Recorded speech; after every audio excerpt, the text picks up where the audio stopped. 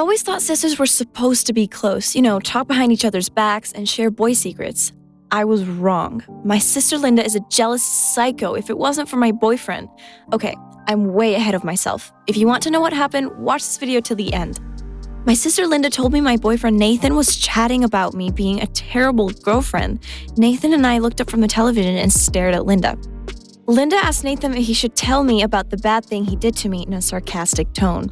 Nathan looked at Linda with a bewildered face and asked about that secret. She grinned and started lying about Nathan kissing a girl behind my back. I closed my eyes and tried to stop Linda from lying, and she always did this when Nathan passed if I ignored her, hoping she would walk away. But Linda decided to sit between Nathan and me.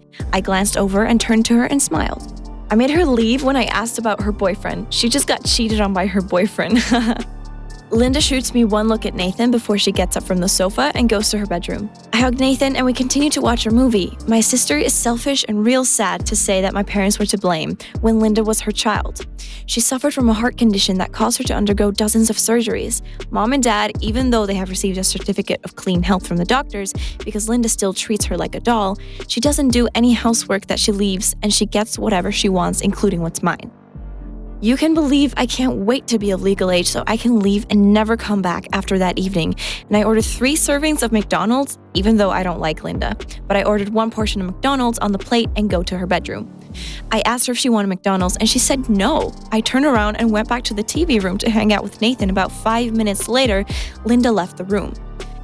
Linda asked me if I could lend her the tablet. I said no because she broke it once and I had to save my pocket money to fix it. She refused and kept taking the tablet, and that caused an argument between us. She shouted so loudly that my parents outside could hear them too. They quickly went back inside and see what happened make Linda so angry. My mother ran up to us and started asking what happened.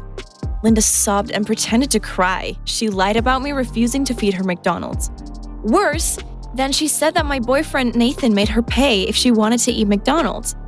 When we heard those lies, Nathan and I were shocked. Nathan never said that, and I offered you McDonald's and you said you didn't want any, I shouted. My dad ran up to me with an angry face and asked me why I was shouting at Linda. My dad yelled and wanted Nathan to leave my house. Dad looked at Nathan sternly. I apologized to Nathan and said that I would meet and talk to him at school and hope he left. Right after Nathan left, my dad scolded me that he didn't want to see Nathan in this house again. I tried to explain that Nathan didn't do anything wrong and I wanted to continue dating Nathan. I kept thinking about Linda's lies and it pisses me off. My dad yelled at me and pointed in the direction of my room. I took McDonald's and went to my room, but my dad wouldn't let me. In a fit of anger, I threw the box on the sofa and went to my room, slamming the door and locking it. The next day at school, I met Nathan by my locker where we meet every morning. I hugged him. I apologized to Nathan and lamented how I had to put up with what my sister Linda did. Nathan comforted me and asked if anything could be done to make Linda stop doing those bad things.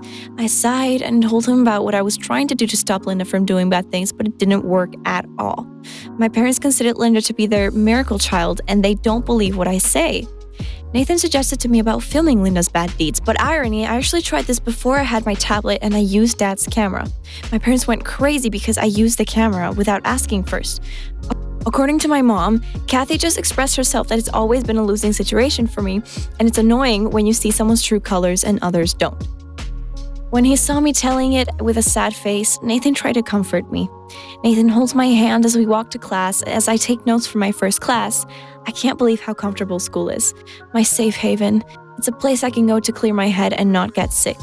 I love my parents, but I'm starting to resent them because they never stand up for me. Sometimes I feel as though I can just throw a few clothes in my pocket and run away, never come back like anyone else. Any child I want is to be loved by my parents and get their attention like Kathy did that afternoon. When I got home, my parents were sitting in the living room waiting for me. When I was about to leave, my parents started asking questions that I couldn't understand. Why did I hide them? How can I do it when I'm so young and I will have to bear the consequences for what I did? I, with a bewildered face, don't know what's going on. Mom got up and gave me the phone and pressed play in the video. Standing there looking at me and Nathan in the hallway, what I said to Nathan made me gasp. The person in the video just said pregnant. My mother growled and said that I am the person in the video. I tried to explain to my parents that the person in the video was me, but I never told Nathan that I was pregnant. It was just a video edited by Linda. But my parents didn't believe it, and they made me go to the hospital to get checked. Dad dragged me to the car despite my begging, and my mother just obeyed without saying a word. It was the most humiliating afternoon of my life at the doctor's office. Dad insisted on coming in because he was the one to pay after the medical checkup. The doctor told my parents I wasn't pregnant, and I, still a virgin by the time we left the doctor's office, I just didn't fight me anymore. Linda greeted us at the door when we got home. Linda showed interest in me and questioned me, even though she knew that my pregnancy was due to her lie. I continued to explain to my parents that my fake pregnancy and McDonald's were both Linda's lies. Ironically, they didn't care what I had to say and told me that going to the doctor was necessary for my health.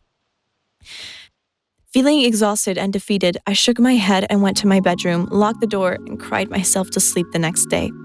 I decided that was enough, and I started planning my big escape. When my parents buy groceries, I walk until the others don't.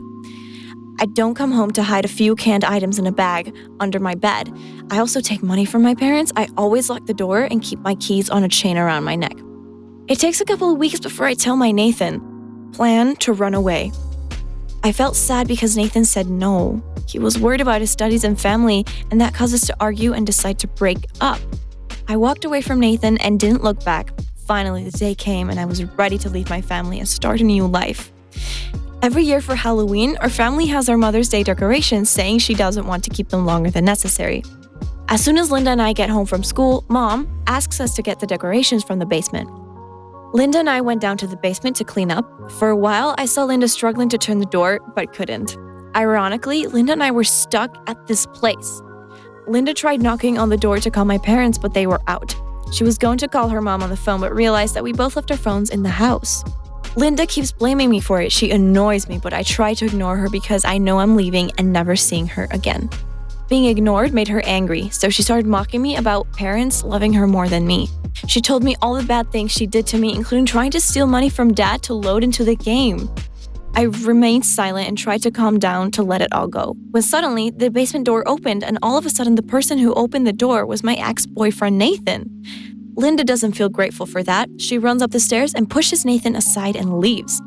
When I saw Nathan, I walked up the stairs with tears in my eyes. Nathan came over and hugged me. He told me I don't have to run away. He's there to protect me. I took his hand and he led me up the stairs and into the kitchen. There by the table was Mom, Dad, and Linda. Linda didn't look too happy. In front of them was a laptop. Nathan turned to me. His eyes were red and he smiled sheepishly. Nathan's mom is a psychologist. She called my parents and asked to see them. When Nathan's mom confronted them about Linda, they don't want to accept that they were part of the problem of the way Linda acted. That was when his mother was allowed put a camera in the basement for you to record us all the time. Nathan nodded shortly after our family started therapy. All in the past, and therapy means we are moving forward. I see small changes at home, like Linda now has to do housework and Mom and Dad ignore most of her tantrums.